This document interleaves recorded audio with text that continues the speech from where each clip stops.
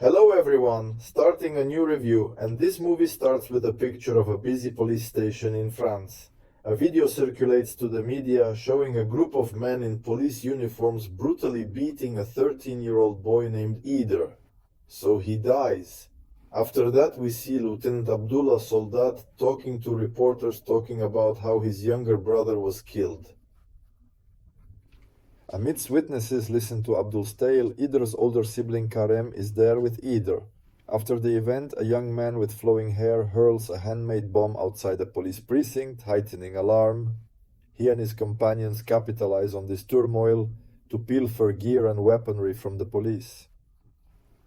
They plan to use all this against the very police who are not going to look for those responsible for the death of ISIS. Karem orchestrates his crew to commandeer a police vehicle, setting course for Athens. It seems that they are preparing to start an uprising led by Karem. On the other hand, Inspector Shirokholm and his colleagues are also preparing for possible events in Athens. In addition, they are also worried about a certain Sebastian who lives in the neighboring building.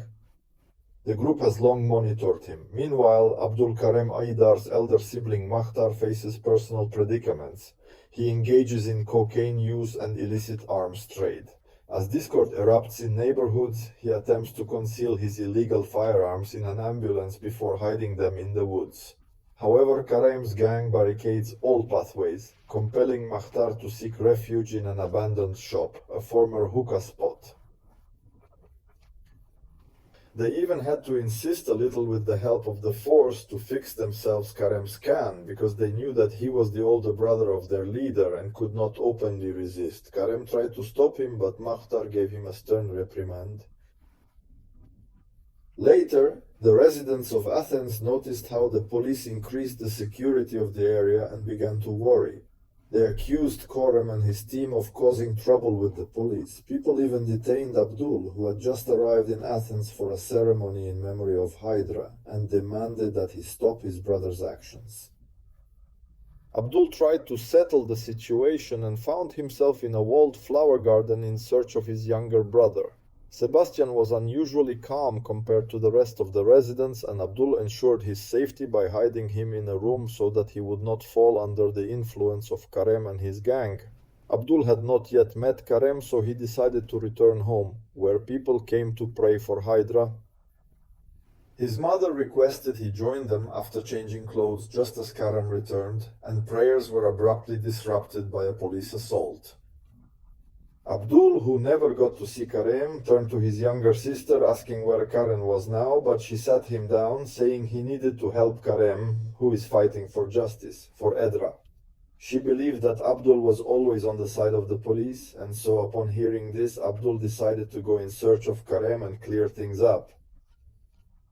On the busy street, Abdul facilitated resident evacuations and encountered his mother, who requested him to care for Karem. Shortly after, tension erupted between the locals and the police. At the same time, Karem defied authority and instructed his friends to toss him off the roof into the refrigerator, what caused the police to use tear gas. Karen was wounded in the hand, but quickly bandaged himself up and returned to the fight again with his comrades. He learned from one of his friends that the police had begun to infiltrate the area through another part, so Karen and his gang ran there to confront the police in the woods face to face without having any weapons. That night, after all those involved in the riots were arrested, Marat helped free Abdul, who had been involved in the previous turmoil. Marat knew that Abdul had served in the French army and offered to join forces to stop the Karem rebellion. Otherwise, the police will be forced to enter members by force. Meanwhile, the harem continued, supporting the spirits of his comrades, saying that there was no need to be afraid of the police force. He reminded them that their goal was to determine who actually committed the murder. Idram did not trust official media statements because the attackers were not real police officers. That is why he asked his friends to take one of the policemen prisoner, to then demand from law enforcement and reveal the truth about the criminals. Later, police units penetrated Athens from various directions. Karen's crew welcomed them with aerial fireworks displays. As the police moved forward, they began responding with fireworks and security measures. Consequently, they retaliated by targeting the insurgency participants. Ultimately, the police had to halt as the rebels vigorously utilized fireworks, necessitating protection with shields in the heart of Athens.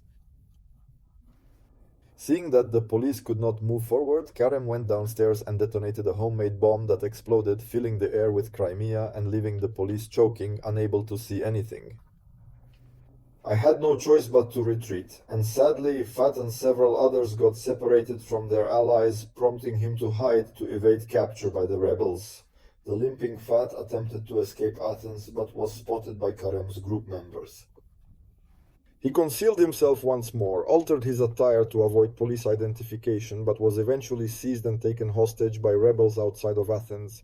Abdel, accompanied by Marad, monitored the sequence with Jarom, who endured severe beating and was restrained. Karam, in the footage, insisted on locating and sentencing Eider's true culprits to life imprisonment. He threatened Fat's life if the police refused compliance. Upon hearing this, Marat requested time from the department to meet Karem's requirements and aided in persuading Abdel of the necessity for peace negotiations with Karem involving the police. Until then, the authorities intended to dispatch an army to suppress Abdel's rebel faction as Karen's elder sibling returned to Athens unchallenged.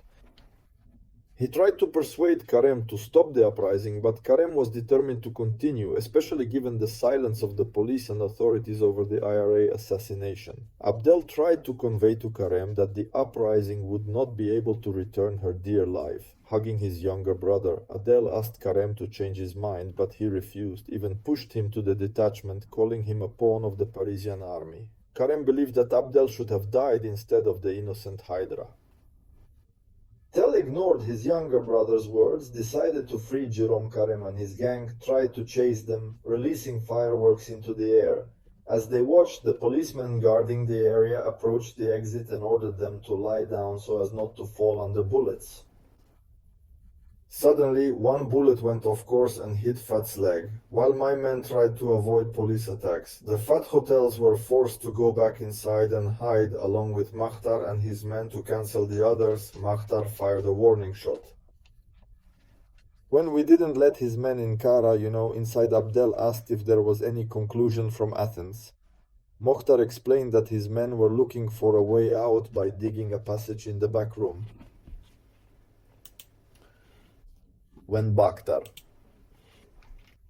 Realizing that the Fat police officer was angry with Abdel during the argument, their mother called, but they did not answer, continuing to quarrel until Mokhtar called a friend to help Fat leave Zafin.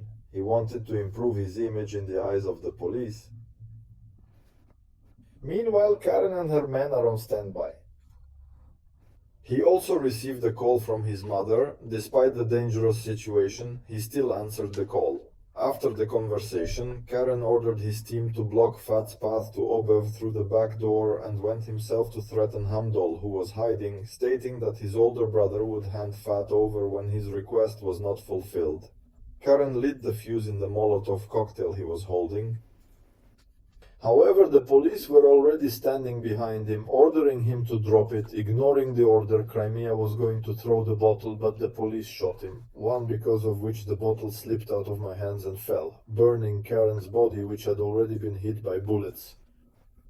The hotel rushed to extinguish the flames, devouring the body of his younger brother, and as Karem came to his home amid grief, he carried Karem's body to a room where Makhtar pretended to be fed about his death. Andel saw through the game and, filled with rage and pain, attacked Mokhtar. Feeling guilty about Karem, Atel decided to withdraw from the ongoing rebellion and avenge his brother's death. Overwhelmed with anger, he headed towards Jerome and received a call from Marat, who informed him that the policemen who shot Karem were not acting on his orders. Not wanting to make wrong decisions, the department ordered their comrades to take Jerome to the roof of the building. He also told Sebastian to destroy the safe, which included weapons intended for further use against police. Sometime later, Abdel contacted the police and demanded that the name of the officer responsible for Idra's death be revealed. He threatened to harm Jerome if police did not provide information within an hour. Meanwhile, Sebastian, whom the police feared, has unexpectedly demonstrated the ability to create homemade bombs from the simplest patrol means. With the help of this skill, he opened a safe with weapons and distributed them to the participants of the uprising. In addition, he instructed several members of the group to place gas canisters and pour gasoline in different parts of the Athens building. Somewhere in the dead of night, Marat suddenly contacted Abdel and tried to persuade him to stop the rebellion. He stressed that the person responsible for Hydro's death was not a policeman. Hearing this, the hotel demanded that Maran bring the killer to him, even if he was not a police officer. Marat replied that he could not, which caused the model a lot of irritation. Abdel hurried to the fat police officer, still keeping his phone on and connected to Marat. He began to apply harsh measures to the living, after which the shot parted. Fortunately, Abdel missed on purpose. He didn't want to kill the policeman. After some time, Andel ordered all participants in the uprising, including the freed Jerome, to leave the building in Athens, despite knowing that Sebastian was planning to blow up the building. Amtel was left alone in the building with an absent-minded gaze, reflecting on the injustice his family had endured. Meanwhile, Jerome and other participants in the uprising were seen in volumes and taking off their clothes and surrendering to the police. When it blossomed, Sebastian began to place many gas canisters in different corners of the room. In another room, Vidal appeared to have accepted his fate amid an impending disaster that threatened to demolish the entire building. Towards the end of the film, Isis is shown in a distressing scene, vulnerable and under vicious assault by a group dressed as police officers.